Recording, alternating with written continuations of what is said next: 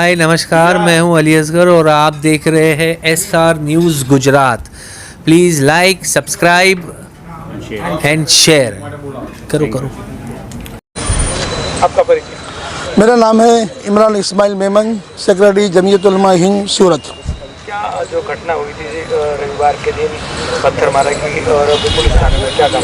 घटना रविवार को 9:30 बजे छोटा सा बनाव, बच्चों का आपस में झगड़ा हुआ।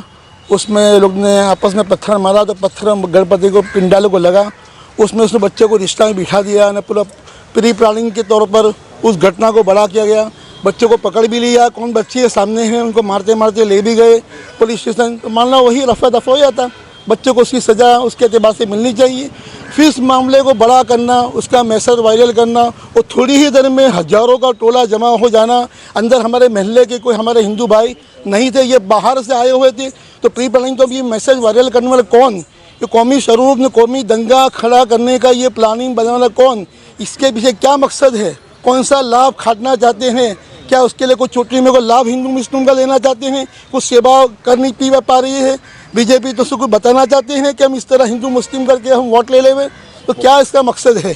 तो ये मकसद यही अंदर छुपा हुआ था। फिर कौमी दोनों जो पत्थर मारा, पहले पत्थर मारा गैर मुस्लिम की तरफ से शुरुआत हुआ, सब जोश में थे, हज़ारों का मजमा था, उनकी ताकत थी, पुलिस साथ में उनकी थी।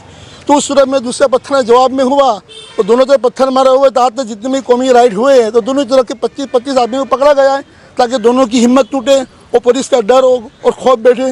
लेकिन एक ही तरफ से तमाम लोगों को पकड़ा गया है। हमने वो एविडेंस पेन ड्राइव में पेश किए जिसमें हमारे जो गैर मुस्लिम भाई भी पत्थर मारा कर रहे हैं, उनके लिबास से, उनकी साल से, उनके हाथ पे राखड़ी बंद पता चल रहा है कि कौन पत्थर मारा कर रहा है। हमारी गाड़ियाँ जला गई, रिक्शा के कांच तोड़े गए। तो ये सब एक भी गैर मुस्लिम हमारे नॉन मुस्लिम भाई की गाड़ी जलाई हो, उनका कोई नुकसान किया हो तो प्रूफ करे। वो हम प्रूफ करने चलकर सब हमारा ही नुकसान हुआ और पकड़ा भी हमारे लोगों को। तो एक तरफ की कार्रवाई हो रही है, बहुत गलत मैसेज जा रहा है। इससे आइंदा और दंगे बढ़ने का अंदेशा है। हम चाहे सूर्य में शांति बनी रहे तो दोनों तरफ जो भी मुजरिम हो एविडेंस के आधार पर, शंका के आधार पर नहीं कि यहाँ से पत्थर आया, नहीं ये लोग कहते हैं कि यहाँ से मारा, नहीं, एविडेंस के तौर पर जो कार्रवाई हो वो मुजरिम को सजा होनी चाहिए, बेगुनाह को छोड़ना चाहिए। ये बात रजू करने के हम आए थे और हमने आवेदन पत्र भी दिया है और एविडेंस के तौर पर पेन ड्राइव भी हमने पेश की है। अभी तक जिस तरह से कार्रवाई हुई, क्या लगता है आपको? कार्रवाई ऐसा लगता है कि एक ही तरफ कार्रवाई हुई है, इंसाफ हमको मिला नहीं है।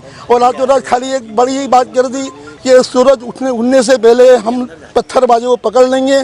तो पुलिस ने अमल करने के लिए सूरज उठने पहले बताना पड़ेगा और जिसको उसको जो है उसको पकड़ के यहाँ तक कि हमारे अंदर से राजावाड़ी के अंदर वहाँ तो पत्थर आने की शक्यता भी नहीं है। फैज़ सुबहानी और मदरसा है, वहाँ भी उस्तादों को उठा के ले जाने लगे। तो बताइए, तो मौलाना है तो कुछ करते हैं, कुछ छोड़ दो। ये दाढ़ी वाले बुजुर्ग हकीम साहब हैं, वो उनकी 65 साल की उम्र है, उसको ही पकड़ के ले जाने लगे कि साहिब बार बुलाते हैं तुम आओ। तो उसको ही बताइए बुजुर्ग इनको छोड़ दो। मैंने कहा क्या मेरा जुर्म किया है? तब उनको छोड़ा है। तो अंदर आके भी पकड़ रहे थे। पता चला पकड़ने अंधाधुनी बिल्कुल आंख बंद के जिसको आया उसको दरवाजा तोड़ कर पकड़ा है। न पुलिस का लिबास है, न प्लेट लगी हुई है। प्लेट हमको इस कि पुलिस भी है कि नहीं, कि और कोई किसी तंजीम के आदमी है। तो ये सब बातें। नमस्कार, मैं हूं रवि दुबे और आप देख रहे हैं SR news Gujarat. Like, subscribe and share. अगर आपको हमारी बताई गई खबरें अच्छी लगे तो उसे लाइक करें, शेयर करें और सब्सक्राइब करें। और हाँ, अगर आप हमसे जुड़े रहना चाहते हैं तो हमारी SR न्यूज़ गुजरात चैनल को सब्सक्राइब करें और बेल आइकन दबाना न भूलें ताकि हम सदा आपसे जुड़े रहें और आप तक नई नई खबरें पहुंचाते रहें।